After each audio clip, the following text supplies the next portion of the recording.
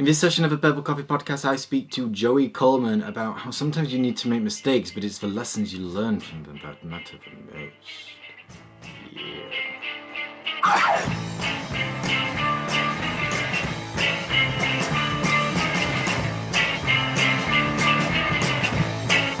Hello and welcome to session 36 of the Purple Coffee Podcast, inspiring entrepreneurial stories from some of the world's bestest.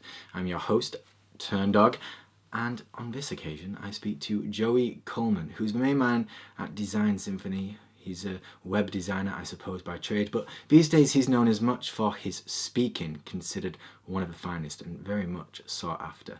He actually won the speaking contest at Jason Gennard's Mastermind Talks last year, I believe. And yes, he is rocking it out in that sphere, and I understand why after meeting him, because he is one cool as funk cat.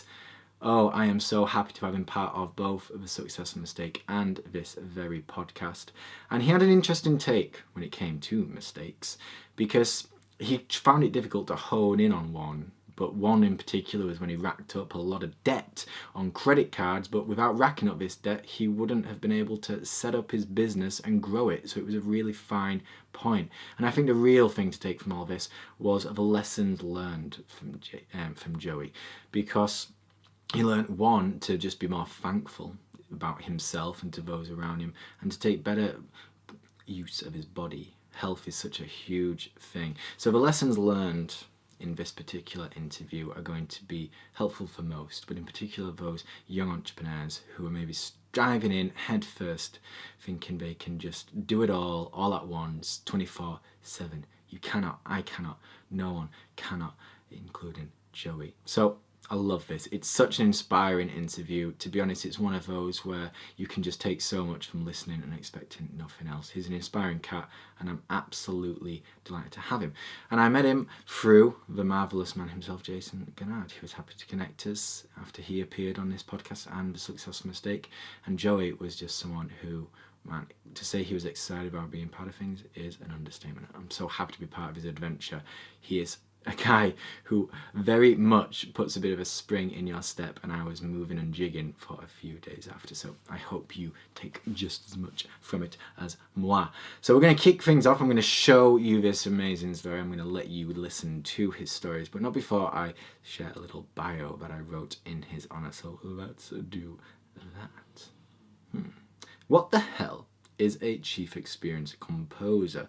In short, it's Joey Coleman, ladies and gentlemen, and after you meet him, either in person or simply by watching one of his talks, it begins to make sense. Simply put, Joey's sent from the heavens to build the kind of experiences that matter and ones most of us aren't to where we need.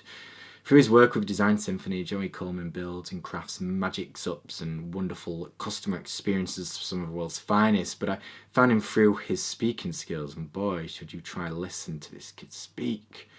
It's like aerified chocolate for your ears and pixie dust for your brain's creative juices, which turns into treacle once Joey has his way with you. Oh yes, it's time to enjoy some time with Joey, and enjoy you shall. Here he is. Wow. Okay, ladies and gentlemen, welcome and thank you so much for joining us. I'm delighted to have with me this evening Joey Coleman, who is the main man behind Design Symphony. And I'm going to read this off your bio. I want to get it right. It comes across as the Chief Experience Composer. I love that. Correct. What a fantastic title to give yourself. I love that about this modern world of internet. We can just give ourselves whatever titles we want, and I think that's a fantastic one. Composer, love it. And I came across Joey through Jason Gennard's Mastermind Talks, where, from what I hear, you absolutely beasted it on the stage, a fantastic storyteller, and as those who know me, I'm very excited. I love stories, and I love storytellers. So first of all, Joey, thank you ever so much for joining me. Oh, thank you, Matthew. It's my pleasure. I appreciate the invitation. Oh, the pleasure is all mine, trust me. And as those regular viewers and listeners will know, this is in aid of my book, The Successful Mistake, a book all about an entrepreneur's grand faux pas and how they switch-rooted it around. So we're going to be getting into Joey's big, juicy faux pas soon. But first of all, Joey, just give us a bit of an overview into who you are and what it is that you do in your composed little world. Sure. I'm an expert in experience design. So my entire business and my practice is built around helping companies, nonprofits, everything from small startups to large government agencies and Fortune 100s, figure out how to create remarkable experiences for their customers. And I've been doing it for over a decade now. I've had a very eclectic career that saw me serve as a criminal defense lawyer, work in the government, in the Secret Service and the CIA and the White House, and do all kinds of crazy fun stuff. But for the last decade, it's been really all about the experience and creating experiences for these brands and organizations. And it really hinges around this concept I've developed called the first 100 days, which the research and the science shows that if you get the customer experience right in the first 100 days of the relationship, you can have a customer for life. Doesn't matter what business you're in, doesn't matter what industry, doesn't matter where in the world you're located. All of the research points that this is the most crucial time in the relationship, and that you're kind of making deposits into the karmic bank account so that as you build up that relationship early on, it's what's going to sustain you long term. Oh, I love that. I mean, customer service has always been important, but it's just more so now because there's so much competition, there's so much white noise out there. If you want any chance whatsoever to stand out and build a brand and recognition, you have to take care of your customers. And I think Totally, it's just totally. starting to, build some momentum, and this whole idea of experiences and storytelling in the last couple of years, it's just starting to become in the mainstream, which is fantastic. Yeah, no, I totally agree. I mean, if you look at it, the customer experience is the last great differentiator, right? When it comes to price, everyone competed in a race to the bottom, and now everything is priced the lowest possible price it can be. You had in the 80s total quality management come along, and all defects were eliminated. And so then the focus became, well, the ante up chips to sit down at the table was a fantastic product at a reasonable price. Then you had the 2000s come along, and everything was about speed of delivery, real time production and shipping and next day. And so you really now have everything that at a great quality at a super low price delivered almost instantaneously. And it's like, well, if those are the basic elements of every business, what's left to differentiate? And it's the experience that your customers have. And then by default, the experience they're having leads them to want to tell people whether it's a good experience or a bad, they're going to talk about it.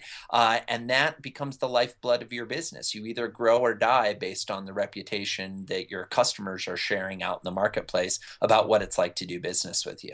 That's a really good point, and something that I always talk about is the fact that your competitors can, steal you and copy your designs and your ideas, but your story is your own, and the experience that you Totally. give your customers, and like you say, that reputation that you build, it's not a God-given right. You need to earn that respect, and if you live Absolutely. and die by that, no one can take that away from you. They can try and replicate a process, but it's not a sort of easy thing to replicate. Totally, totally. And you need to continue to build on it. It's not enough to just build it once and say, well, there, I guess we're good now. It's like like all relationships in life, they require nurturing. They require constant attention and focus. And if you're not taking the relationship to the next level and growing it, by default in nature, all organisms, all entities only have two states. They're either living or they're dying. Yeah. There's nothing such as stasis in nature. And yet most businesses think, oh, well, we'll just kind of operate along in this state of stasis. And it's like, well, actually, what that means is that you're dying. That's such a good Not to be point. morbid. No, not Yeah. at all, not at all. And before we get into your big mistake, I'm hoping you can just tell us a little bit more about your speaking, because I know that's a big part of your world now. And from what I gather, it's just something that's building and building and building. You've been to some cool places just recently, and that must be such an exciting time for you from a personal point of view, I suppose. It really is. It's absolutely wonderful. I mean, I would say since the beginning of 2014, I've really been doing a lot more speaking. I'm now probably on the road 2.5 weeks out of every month, giving anywhere between 3 and 8 speeches per month all over the world. It's great fun. I get to travel to fascinating places and meet fantastic people. And in the process, kind of spread this message around around raising the bar on customer experience. And my belief is that if more and more companies start to treat their customers better, it will require all of their competitors to treat customers better, which then requires everybody in the community to treat the customers better, and all boats rise together. So that's really my passion. And like I said, I have the joy of traveling and speaking to small events, large events, conferences, you name it, anywhere there's an audience that is interested in maximizing their profits. Because what's fascinating is if you actually look at customer retention, if I can help you retain just 5% of your customers that are currently leaving, which in the typical business, that's 20 to 60% are leaving within the first 100 days. If I can help you keep 5%, we'll increase profits 25 to 100%. So that usually gets the attention of the bean counters in the company that maybe aren't as quick to make investments in customer experience when they see what the ROI on the bottom line is. And so it's fun getting to spread that message.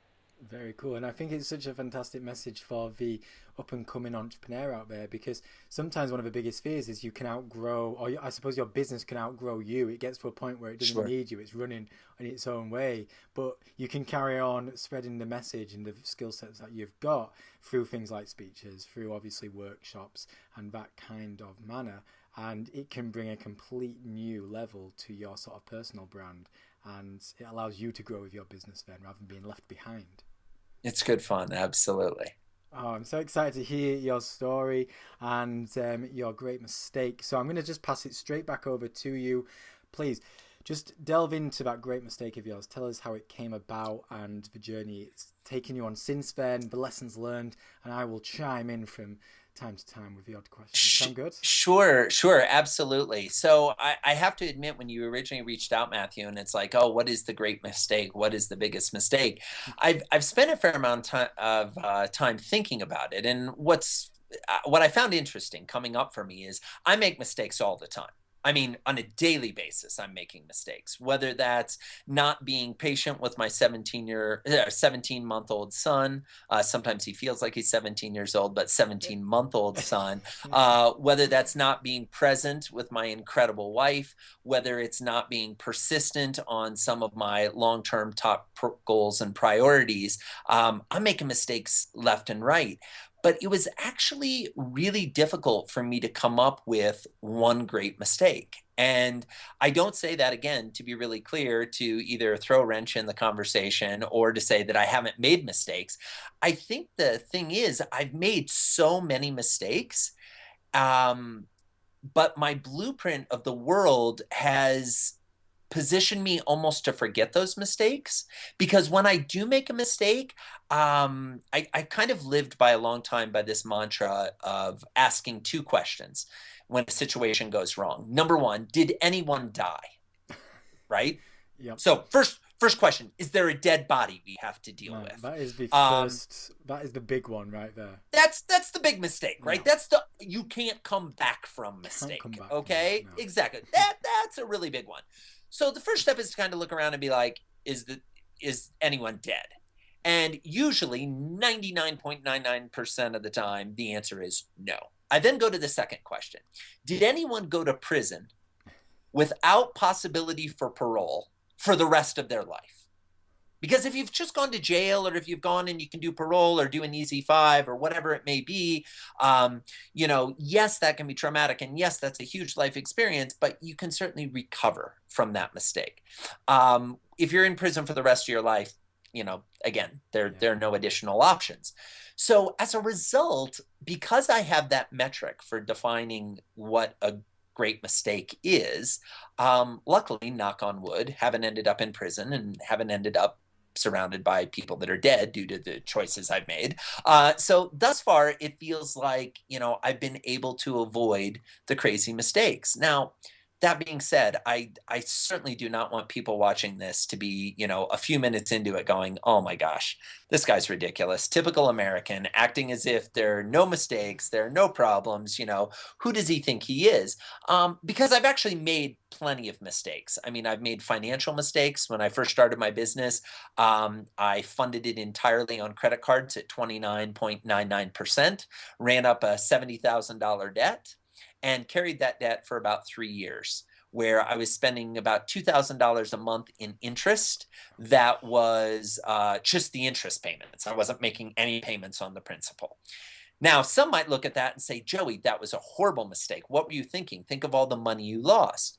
But again, and I don't know if it's because I grew up in a large family or how it works, but I have a propensity to be very comfortable with uncertainty. As Tony Robbins talks about the 6 human needs, I'm very, very comfortable in the state of uncertainty, and I'm extremely flexible. And I think that comes from being in a large family where there's no such thing as a set plan. It's always changing. It's always rearranging. So as a result, my comfort with uncertainty and flexibility allows me to come back and look at that credit card debt, for example, and say, well, yes, I lost some money by paying interest fees, but it got me to get off my tail and start my business. And it led to where I am today. So like I said, I fear that I have failed the assignment to come up with the crazy mistake. And there are certain other mistakes that we can jump into, but I struggled to kind of identify one big monster mistake. I think probably because I've made so many. No, I think it's a fantastic point because, like you say with the credit card thing there, if you hadn't have got into that debt, you might never have started your business in the first place because you needed some kind of cash flow. And if the banks aren't going to give it and you don't have any savings and you can't kind of fund it in any sense, then you're left with this option of, well, I can either get in, big debt with the credit cards and actually make something happen, or I can, wait and maybe I'll look back in 30 years time and go, oh yeah, I always planned on, running that business, writing that book, making that movie, and I just never got round to it. So it's one of those things where a mistake, and that's what I've loved about this journey so much, finding all these mistakes which have been the catalyst to the great things, because had they not made this mistake in the first place, they would ultimately be just sat on their ass doing nothing whatsoever. Absolutely. And I think all of the mistakes I've made, I've used to grow and develop new skills. And so and again, maybe it's a semantics game, and I'm not trying to play a semantics game, but I don't view them as mistakes. I view them as things that went wrong that I learned from. And so if I've learned from it, it doesn't meet my definition of a mistake. If I don't learn from it and I keep doing it again and again, well, then sure, yeah, that's a mistake. But for example, I've been pulled over for speeding 80 times. 80? That's 8. Yeah, 80 for the people paying attention at home. Oh And I've only received 6 tickets, and only 3 of those actually stuck when I fought them in court. And so the fact of the matter is, 74 times on the side of the road, the police officers decided not to write me a ticket, despite the fact that I was speeding. And so is it a mistake that I was speeding? Absolutely. Have I learned to be a fantastic negotiator as a result? Absolutely. So, it's one of those things where, again, my wife is certainly, having been in the car for several of those, she would be quick to describe those as a mistake of driving and something that was not a good choice. But for me, it's just been a great learning experience. I think you have got the record right there. I've never met anyone who's been pulled over that many times for speeding. It's a lot. I'd like to think I would have to live to about 800 to kind of get up to that number. This is a quality problem. My wife has never been pulled over for speeding, and let me rephrase that: has never been driving when pulled over. She's been the passenger several times when I've been driving, but she's never been the one responsible for the misbehavior. That's been up to me. Man, you need to be hanging out with Vin Diesel, I think. Getting the next Fast and the Furious film. Hey, they're great shows, right? Great movies. Love those movies. I feel like you could be the next star of it. It sounds like you've got that one down. Well, I'm going to turn the question on the head then, because I agree, by the way, in the fact that I suppose the title of the book and the fact that it's going after mistakes and failure is somewhat ironic, because I've never really particularly agreed that they exist in the first place. We have to put ourselves in a position to fail and to make mistakes, because if you don't allow someone to make a mistake, you're never going to allow them to fulfill their potential. And if you never put yourself in a position to make a mistake or to fail, you're ultimately not doing anything. And that is probably the biggest mistake and failure of all. Yeah, I mean that becomes the unexamined life that is not worth Yeah. living, right? The life of quiet desperation, where you just kind of Yes. slog through and don't really try anything new or try anything different. And I think what's allowed me to have the wonderful experiences I've had in my life and to travel to different places and experience incredible things that frankly I just have so much gratitude and appreciation for the wonderful, wonderful opportunities that I've had. I think a significant portion of that stems from the fact that I'm willing to roll the dice. Yeah. I'm willing to give it a try. And what's the worst thing that can happen? You know what I mean? Again, by my two criteria, as Death long or as no one's prison. going to die and no one's going to prison, this really isn't going to be that bad of a deal. So I lose some money. So I Yeah. lose a client. So I get up to give a speech and I flub it and it's horrible. So I try to do something and I fail in front of my friends or my colleagues or my peers or my family. It's like, I'm willing to take the risk. Yeah, I think it comes down to, I've always seen it, you can either exist or you can live. And I think a lot of Very people, true. at least entrepreneurs, they choose to live. And Yeah. sometimes living is pretty damn tough. Um, Yeah. Yeah. it can be hard. Well, I suppose the question that I'm going to flip it around then is, you've obviously learned a lot of lessons from, these mistakes or these non-mistakes. So as you look back on your time as an entrepreneur, what sort of big lesson, or maybe one or two big lessons, have you learned and you feel like now are your strengths? You've talked about obviously negotiating by speeding. You've talked about, I suppose, appreciating the value of a dollar by getting into big credit card debt. So what kind of big lessons have you learned from, ultimately, I suppose, on the outside looking in, a mistake? Sure, sure. I would say that the first lesson, and it's really been hit home by an introduction that I had about 2 years ago now to two great guys, UJ Ramdas and Alex Icon. And UJ and Alex created this thing called the 5 Minute Journal.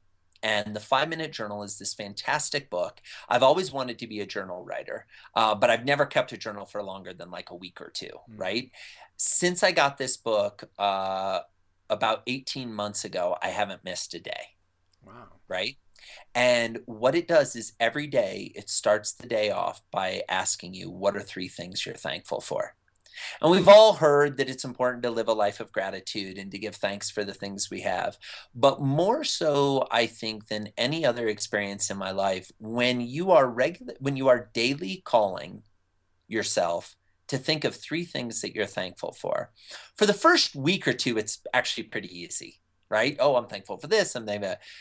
After 18 months, it gets a little harder because one of two things happens. You either keep writing the same thing if you're really thankful for it, which is awesome, and that's great to continue to give thanks, or you have to start to find the little things Mm. you know, uh, like being thankful that I slept in a warm bed last night when it was very cold here in Colorado where I live. Now, I don't know how many people, Mm. that are entrepreneurs running their own business give thanks for the fact that they have a warm bed to sleep in at night. But let me tell you, having that perspective has been huge, and it has permeated every aspect of my life. My mistake meter has gotten even lower because I look around and I'm like, there's so many things to be thankful for, right? Yeah. So many things. It's been tremendous. Another one that comes to mind is health.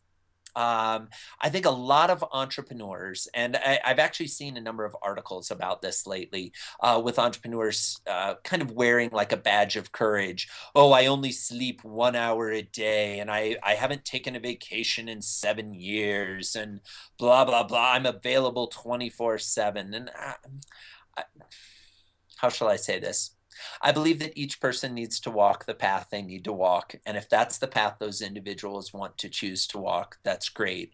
But I think it is high time in the entrepreneurial world that we stop celebrating the ridiculously abusive lifestyle that is the startup or the entrepreneur of Mm. I don't sleep, I don't eat, I, go out and drink. I'm out every night. I'm partying like crazy. Never take a break, or I'm always working. Well, whatever version of that mantra is the entrepreneurs. I think it's important to check that. And I used to believe, because I don't drink, I don't do drugs, that it was okay to have a horrible diet. right? Because I was like, well, that's my vice. I can drink 6 cans of Pepsi a day and eat a bag of Doritos a day and, have McDonald's for lunch every day and have frozen pizza for dinner every night. And who cares, because I'm doing everything else right, or supposedly right. So I can just run my body into the ground. And it was not at all sustainable, and it was foolish. So a big takeaway, and it sounds, I find myself, as I'm sharing these things, thinking, well, this isn't anything novel or unique, but I think there are things that most entrepreneurs lose sight of. We have a tendency as entrepreneurs to be very focused, to be very one-track mind, very persistent, which is a great skill to have. And I think most entrepreneurs can will anything into existence. I mean, how many products and services exist because the entrepreneur was just like, this needs to be here and I will die before I fail. Like, I will just keep pushing and pushing and pushing and pushing. And I think there's something to be said for, it's okay to step back and take care of yourself in the process. I know I think you're a fan of James Altucher. I know you've read Choose Yourself, and James is a great guy. Definitely someone who I've become friends with in recent years, and I admire him greatly. But he's one of the few voices I see out there that champions sleeping 10 hours a night. Yeah, well, he's always saying, like, you need to have at least 8 hours. Like, you need to sleep. Totally. Like, he's all about nothing. sleeping. He's all about laying around, not doing it. And I think it's fantastic. And he's insanely successful. Successful. Right? And has a huge following. Yeah. And he writes beautifully and prolifically. Yeah. And, his relationship with his wife, Claudia, I've had the pleasure of hanging out with them. It's just delightful. He's just a great guy. And yet he's kind of advocating this counter stance to the typical entrepreneurial lifestyle. Well, I think it's such an amazing point, because you say that it's the obvious, but as young and new entrepreneurs, I think we need those reminders. I still consider myself a new entrepreneur, by the way, because I have not made it. I have got so much to learn. But just so do I, by the way. Oh well, so do we all do, but I certainly. I'm 41 years old, and I feel like I am just starting out, way at the beginning. Well, we're going to live to like 300, so you are. That's the plan, right? Yeah, I mean, if you believe what Ray Kurzweil tells us, exactly. If we can live another 15 or 20 years, you get to live forever. So I'm just trying to avoid the huge mistake that will cost me my life in the next 15 to 20 years, because then once I can live forever, then all bets are off. Oh, yeah. But my example from the other night was I'm currently redesigning my site and my brand. So as you can imagine, I've got a lot on my to-do list. And a lot of it is like, okay, I'll do that in the evening. And the other night, it was a long day. I'd done a couple of interviews and I had a few things on my to-do list.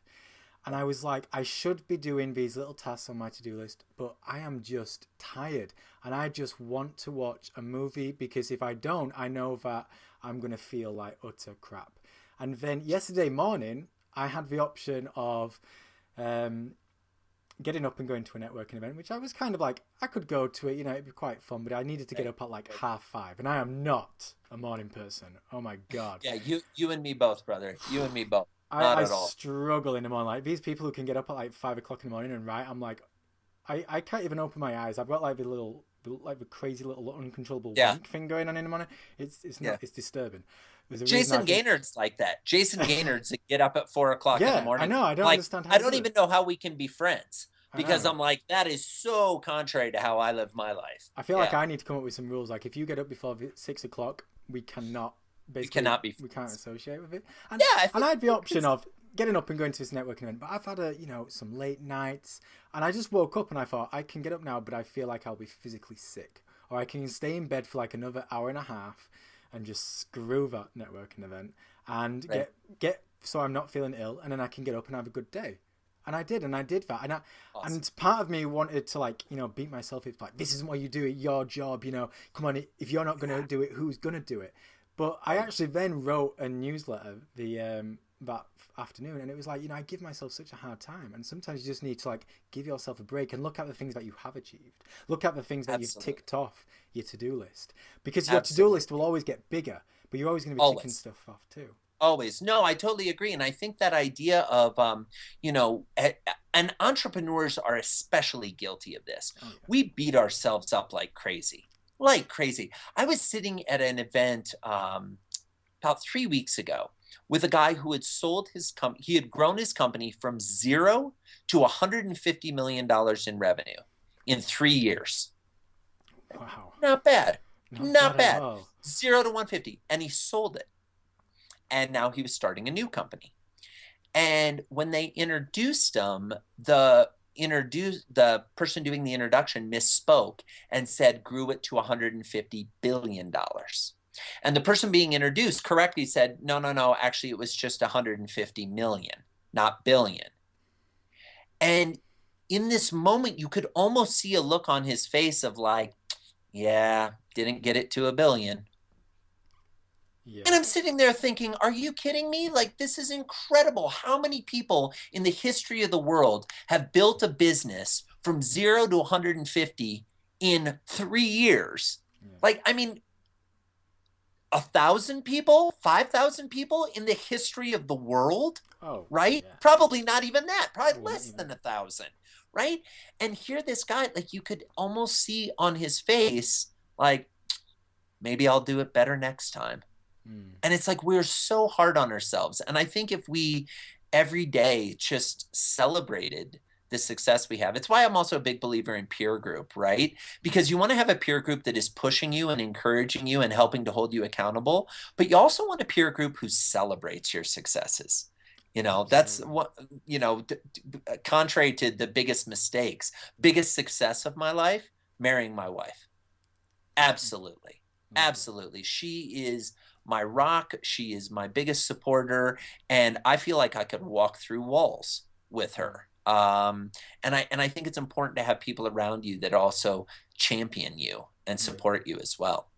Yeah, and I suppose it's that drive is what drives us. It's that motivation. But you always wanting Right. to have a new challenge. You don't want to sort of stop. So that's an important quality to have as an entrepreneur. But an equally important quality to have is to just give yourself a break and take a step back. And I think what you were talking about there in 3 things that you're thankful for each morning and health, they're very much interlinked because they both drive into this notion. I imagine as you look back maybe like 10-15 years ago at the beginning of your entrepreneurial life, you were of the stereotype where you beat yourself up, you were guilt tripping yourself, you were trying to work every Totally. hour in the day, and over time Totally. you I realize that used to it's like, count, I used to count how many all-nighters I pulled.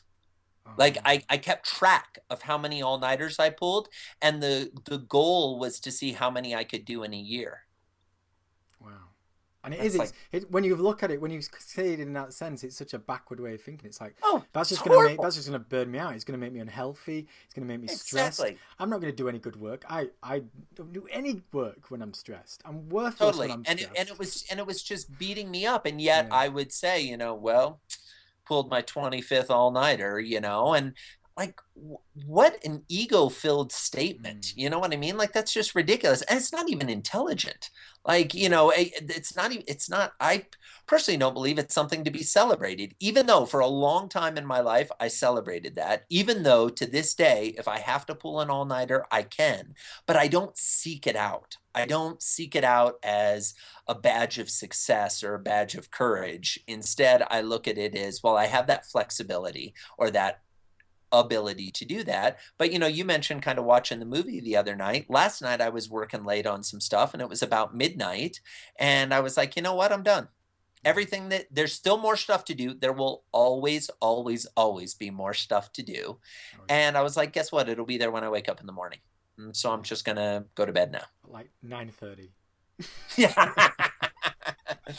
I don't know if I'll go to bed that early, but normally I was meaning waking up. Oh yeah, waking up. Oh yeah. While Jason's been up for like 5 hours, I'm just Totally. Yeah, oh, no, I'm welcome starting day. my day and I've got 10 emails from him and I'm like, when did you start?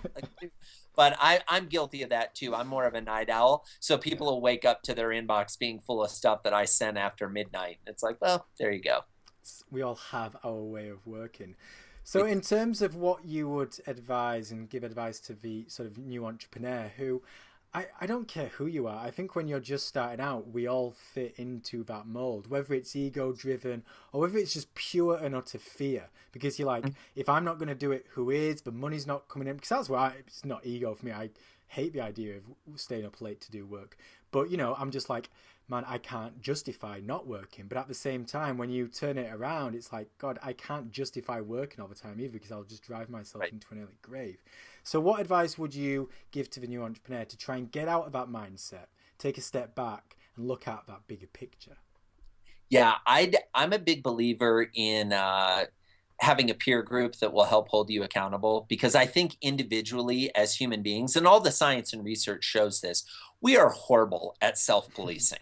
We're horrible. Like our bodies are not biochemically designed to have good habits and self-police. It's just not the human condition. So I think having a good peer group who will check in on you on a regular basis and make sure you're doing those things, whether that's a relationship with a significant other or a family member or a roommate or a business partner or a colleague who's also running a startup and trying to figure this out or early in their career, and make a promise that at least once a week you'll take the whole day off. I think you should take 2 whole days off minimum. And I'm actually, for next year, I'm trying to move to where I will have 3 days where I do nothing work related. Because if you actually track the hours, most entrepreneur, I think, can alternatively be designed as the individual who's willing to work an 80-hour work week for themselves to avoid a 40-hour work week for someone else. No, that's a good point. Yeah, they want to You know what I mean? take And pressure it's off their staff. Yeah. totally. And it's like we just run it into the ground and run it into the ground. So I think regularly building that out and recognizing that those are the things that are going to sustain you. Those are the things that actually make you interesting. Because, like, for example, if you and I were to meet at a networking event, you talked about going to a networking event.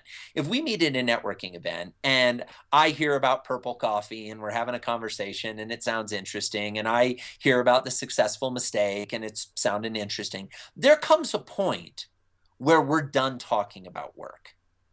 Yeah. Right? Like we're going to hit that point. Now, with some people, you run into that in 5 minutes. For some people, it may be 5 days, maybe 5 months. Who knows? You're going to run into that point. Then what are you going to talk about? Yeah, that's a really You're going to good talk point. about the other stuff. Yeah. You're going to talk about your hopes, your fears, your dreams, what you like to do, what you like to collect, your hobbies, your favorite movie, your favorite music, whatever it may be.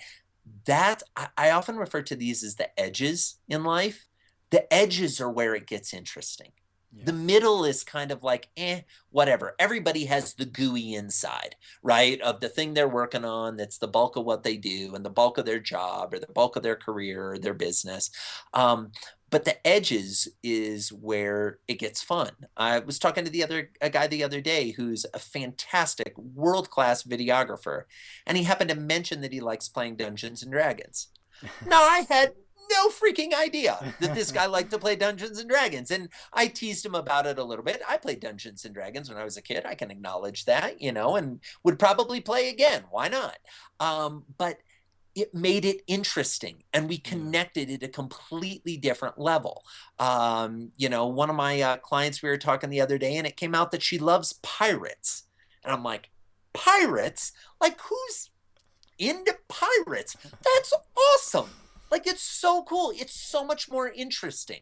And when I say that, my gut instinct is you might be thinking, or at least some of the people that watch this interview might go, I'm into pirates too. I wonder who that person is. Yeah. And it's like the more we're willing to express the edges, the unique parts of our personality, and really explore those and develop them and have fun with them, that's where it gets interesting, Yeah, I absolutely love that. And like you say, you get to a point in a relationship where it's no longer about work, and you need to have sort of pride in other parts of your life. You talk about having 2 days off each week. I'm so thankful for my little boy. He's a few months older than yours, little one. Oh, nice. And, I get, like, I have him every weekend or every other weekend now. And it's like, I have to have a couple of days off because it's for him. But it's like, wow, I'm so thankful for that, because otherwise I would just be in the mindset where it's like, wow, I've worked for the past 45 days straight, and that is just not healthy. You need to have those breaks because you need to be able to allow the rest of your life to nurture and to build those stories. So when you do make connections and you speak to friends, you have stories that exist outside of, well, I did this and I did that and I did this and I'm working on this project and this is the book I'm writing. And it's like, after a while, that just gets boring. You know, there's other things to life. Exactly. And even with entrepreneurs, lots of times that stuff can go away very quickly.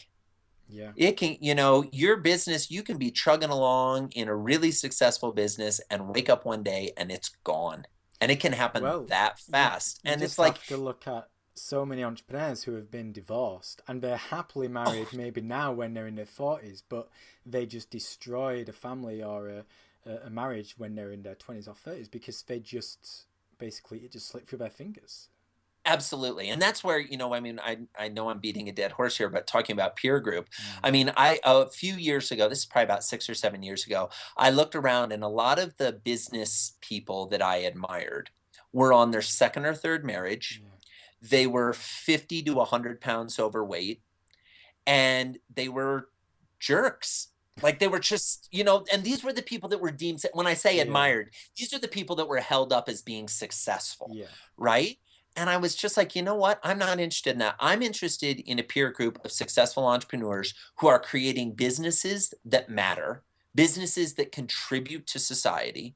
They've got a solid relationship with their significant other. If they have children, they have a solid relationship with their children.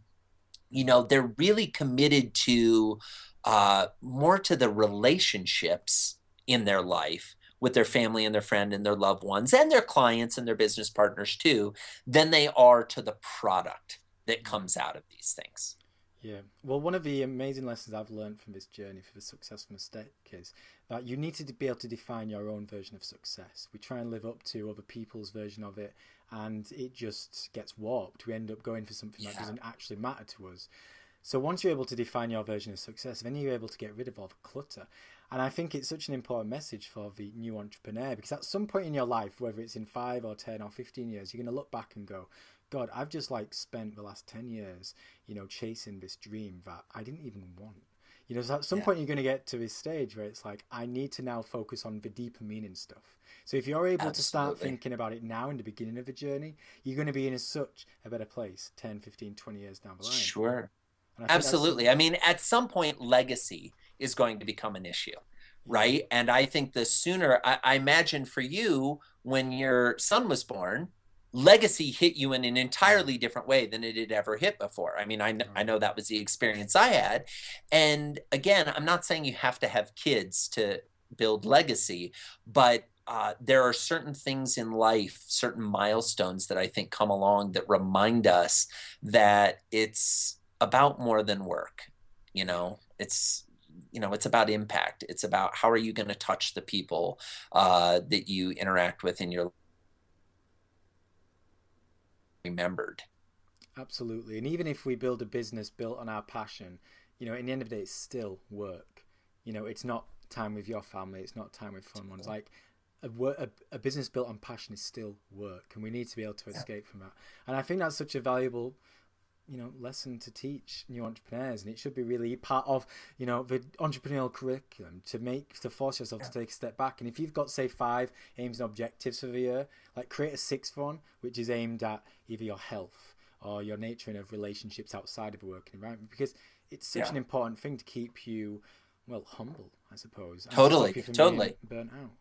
Yeah, well, and while I certainly agree with you 100% with you, the only amendment I would make to that is if you're an entrepreneur and your number one goal every year isn't your health, you're a fool. Yeah, no, that's a good. You're a fool, because guess what? We take that away, and I don't care what your other goals are. I can snap and take away the health, and you're done. You may be killing it in your business, and if all of a sudden you end up in the hospital, are you really going to be killing it that much longer? Probably not. Because Google haven't created them sort of bionic bunny type bodies yet. So not yet. We've got 10, 15, 20 more years to wait. So until that happens, we have to look after our health. Maybe in 20 years' time, Google will do it for us. I don't know. Totally. And the funny thing is, if you talk or you read any of Ray's work, even if you believe in, this chance that we're going to be able to extend life, I haven't heard anyone specifically talk about what we're going to do with our bodies at that point. And so at the risk that 15 years from now we can live forever at that physical shape, I want to make sure that I'm in good shape. Yeah.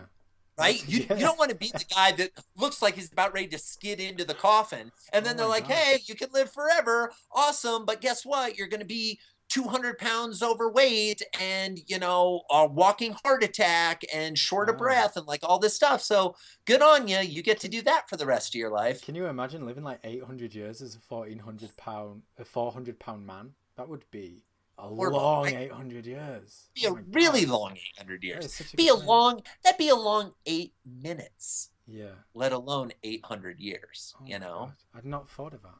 That is such a good point. So yeah, you've actually got 15 years to get yourself in good health, people. Exactly. Shape that stuff up, kids. Time to hit the exercise and let's get it going. Make sure you're eating healthy. Stop drinking all the soda and pounding pizzas at 3 a.m. There's a time for that, and that can be fun. It's called college. That's every day, yeah, exactly. So true. It's called college. It's called college when your metabolism is running a sprint. Well, thank you so much, Joey. It's been an absolute pleasure, and for those listening and watching, thank you too. I think it's been an amazing insight, and it's great to do a bit of reverse engineering there. We kind of went at the mistake from the back end to the front, which is a very interesting approach. But it's something every single entrepreneur can relate to.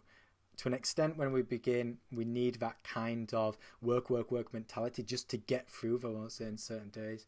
But making sure there's always some room for smelling of the roses is super important. So thank you, Joey, ever so much for your amazing wisdom and insight.